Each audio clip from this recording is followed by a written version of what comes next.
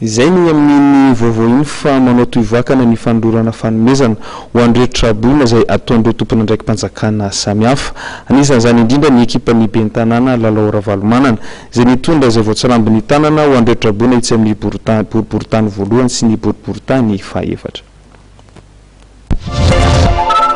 Midina ifotony ny tsika sy nitondra fanampiana andreo traboina ny fokotany Andavamamba Anjesika voalohany sy faharoa, ny fokotany Antetezana Voany, ny fokotany Manaritsoa, Mandrangobato ary Anosibe, ny ben'ny tanàna Lalao Ravalomanana sy ny mpiara-miasa akaiky avy amin'ny komina Antananarivo renivohitra, ny tolakandro ny Alatsinainy 9 Janoary 2024, ny jery fotony manjoa ireo traboina ny Rivodoza Ava, ka fianakaviana traboina misa 203 anatin'ny ponina misa 225 teny Andavamamba nahazo fanampiana avy amin'ny ben'ny tanàna vary ray taonina voamaina rogony savony roboritra body fotsy ray bala tsy nandalovana fotsiny ihany koa ny fokotany enina misy ponina 27 sy traboina 7 ary samy nahazo fanampiana toy izay avokoa ao anatin'izany ny fokotany sy mangarangarana Mandrangobato Anosy voalohany sy faharoa Anosibe faharoa ary Volany Raingy